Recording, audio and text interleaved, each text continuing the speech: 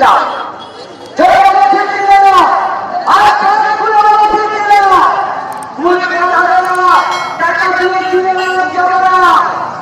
যদি চলে যায় আবার প্রার্থী তৈরি করে নেবো, ঠিক কিনা? আরে কথা বলো, দক্ষিণাঞ্চলে 6টা জিতেছে, আগামী পঞ্চায়েতে আরো 16টা জিতবে, কিন্তু আপনাদেরকে ঐক্যবদ্ধ থাকতে হবে।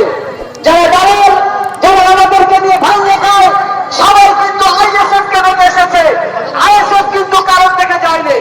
তাই বন্ধুগণ, আমি আপনাদেরকে বলি, নওশাদের আব্বাসের দিকে সারা বাংলার মানুষ তাকিয়ে আছে, সারা ভারতবর্ষের মানুষ তাকিয়ে আছে, কিন্তু আপনার কারণ থেকে চালিয়ে নেই।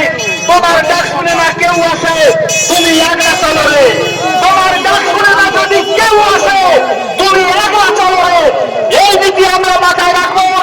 এখন আমাদের মসজিদে আজান হবে, আমাদের জেলা নেতৃত্বরা আছে, আমাদের পর্যবেক্ষকরা আছে, তারা কথা বলবে। আমি আপনাদের দেশের ছেলে, আপনারা আমাকে চেনেন। আমি মথুরাপুরের ব্লকের বর্তমান সেক্রেটারি এবং আমার মথুরাপুর ব্লকের সভাপতি আছে। চোখে চোখ রেখে আমরা দাঁড়িয়ে থাকবো, দেখবো কে কত কার মার দুধ খেয়েছে। এই বলে আমি আমার বক্তব্য শেষ করলাম। ঠিক জায়গায় থাকুন। আরেকটা ঘটনা ঘটছে কি জানে, কিছু কিছু নেতা, ডাল ভাঙা নেতা, যারা দালালি করে তারা এসে লুইলে দিচ্ছে, তারা ওরা তো চলে যাবে। আরে বোকা, আমরা চলে যাবার লোক না, আমরা টাকার লোক। চলে তো ওরাই যাবে যাদের খাওয়া হয় না, পেট ভরে বিক্রি হওয়া লোক। আমরা কিন্তু কোনোদিন বিক্রি হবো না। একটা নেতার নীতি ধরে এগিয়ে যাবো, কথা দিয়ে গেলাম। সাথে থাকুন, সাথে থাকবেন।